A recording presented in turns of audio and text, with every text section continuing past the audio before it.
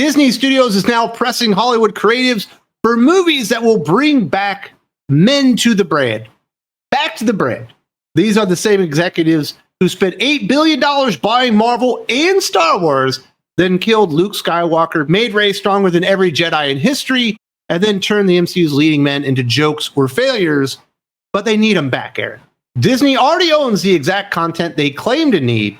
They took Iron Man, the hero who launched the most successful film franchise in history, and replaced him with a teenage girl, then wondered why they needed splashy global adventures. They turned Luke Skywalker, the definitive hero's journey, into a bitter hermit who dies from exhaustion, then panicked about how to get boys back into theaters. Sources say they're now chasing treasure hunts. You mean like Indiana Jones, the $300 million disaster they just buried by turning him into a supporting character? Disney bought the greatest boy brands ever created, tore out what made them work, and now can't understand why boys walked away. That's really the interesting thing, right? Is because they're like, oh, we need new franchises. It's like, well, you have the greatest franchises that have ever existed. They want to do stories about treasure hunting. You got the greatest treasure hunter in the world. You can't have this weak sauce, bullshit social consciousness put into these franchises. Men want hard-hitting, two-fisted action where guys are knocking people out and jumping from thing to thing and getting the treasure and rolling out before the door slams down and running through the hallway with all the darts. Who maintains those, by the way? Like, once all those darts shoot out, does a guy have to come in and reload them all? We love franchises that have strong female characters. Like, take Aliens. You've got Ripley. Everybody loves Ripley. When Ripley is in a scene with Michael Biehn, is she emasculating him? Is she tearing Hicks a new a-hole? She does it to Burke, but Burke is a piece of shit. He's got it coming. But when it comes to Hicks, she's taking advice from him. He's teaching her how to use the gun. And there's a mutual respect there. That's how you do it. And they've completely lost the ability to tell those kinds of stories. I think it's weird that they're going out there and saying, hey, we need to identify boys' brands. We need to identify how to get boys back, without actually identifying how they drove them away in the first place. Isn't that like the core problem that they have right now? Without identifying that or understanding it or even admitting it to their fan base, then they're basically wasting their time. The core problem with current Disney culture, and it's been this way for a while, but it's really gotten bad as you've gotten more narcissistic activists within the company. It's a very weak corporate culture that they have. It's a problem because you need to be able to go in and do the hard work and say, like, look, here's where we screwed up. This was all a mistake. And we need to course correct. And here's how we course correct. And the way that we course correct is going to piss a lot of you off because it doesn't jibe with your worldview or with the way that you want to social engineer things. But, the fact of the matter is we've realized that we can't turn boys into girls. We can't turn girls into boys. They each have their own individual tastes. And that's not a problem. That's fine. It's fine that boys and girls are different. It's fine that they like different things or they gravitate towards different things. We do have some crossover here and there. There are girl fans of Star Wars, but it's not the bulk of the fans. So we need to appeal to the bulk of the fans. Whatever girls we get is just a bonus. On our girls' property, our princess properties, we don't need to turn those into boys' properties and turn off the girls. We need to give the girls what they want. And if some boys want to come along, cool. But it's okay that we make things for individual segments of the audience. There is nothing that satisfies the 4 quadrants that they're after, which is making something that appeals to everybody. You try to make something that appeals to everybody and you appeal to nobody. We see this in comics. People are like, comics are for everyone. No, they're not. Comics are for people who like the medium of comics. That's who they're for. They're not for everybody. They're not for people who hate comics. They're not for people who have no interest in comics. They are for a specific audience, and that's fine. Disney executives now admit that they don't know how to reach Gen Z boys. That's because they told those boys to get lost. Bob Iger lectured fans about toxic masculinity. Kathleen Kennedy dismissed male audiences outright. And Disney brought in diversity consultants to check boxes instead of entertain. The result, Star Wars hasn't produced a movie in nearly 7 years. Fantastic Four bombed despite good reviews, and Disney's market share with Gen Z boys is stuck at 10%, the same as studios that don't own billion-dollar IP. Disney just didn't lose their young men. They drove them away on purpose. And if Bob Iger and the brain trust at Disney don't realize that that was all by design by the people that they hired, they don't know how to fix any of this stuff. When you tell people to get lost, they will eventually get out of there.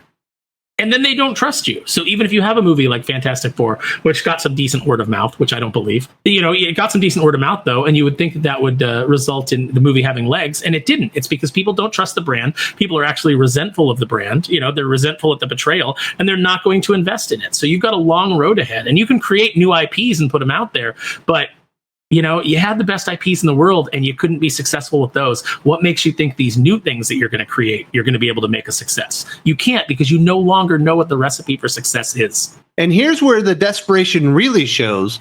Disney already owns Spider-Man, Wolverine, Captain America, Darth Vader. Yet instead of rebuilding those icons, they're chasing side deals now. They sunk $1.5 billion into Fortnite, hoping boys would notice, even though they don't own the movie rights to Fortnite. They've greenlit another live-action Moana, another Frozen, and cranked out Disney Plus series nobody finishes, all while the MCU floods theaters with forgettable projects, and Star Wars hasn't released a movie in 7 years. Rival studios are already circling with similar formulas: strong heroes, clear stakes, fun adventure. One rival executive summed it up perfectly. I never thought I'd say it, but it looks like Disney is going to have to start trying. They broke the most reliable formula in entertainment, and now they're shocked it doesn't work anymore. It's strange that they have Star Wars, one of the most successful video game IPs ever. They've got the Marvel characters, which have had lots of really successful video games, but they've broken their own brands to a degree where they have to start investing in Fortnite, hoping that they can actually relate to some characters when you had literally the world at your fucking fingertips. You had literally every guy in the world like this stuff. And now they hope Fortnite maybe can save. The other boy brands that are out there that could even rival what Star Wars or Marvel bring to the table are like Teenage Mutant Ninja Turtles, which is owned by Paramount and Nickelodeon, and maybe Hasbro. There's literally nothing else out there for them to go out there and buy. Yeah, and that's another problem, is that they can't develop anything internally anymore. Bob Iger's Disney is a Disney that's devoid of creativity. And even when you do, so that he's able to acquire things, he bought Pixar. And while John Lasseter was still running things, Pixar was still doing very well. They only really had one miss, which was The Good Dinosaur. Then you fire John Lasseter, and what happens? Everything falls apart, because what did you do? You put in activists in their place. And then that activist went out and hired a bunch of, Tumblr and Reddit, artists. It's, hey, Godspeed, do your best. I don't think you're going to be able to do it because, you still fundamentally will not admit what is wrong. Bring in some guys who are actually masculine and creative. Can you find those?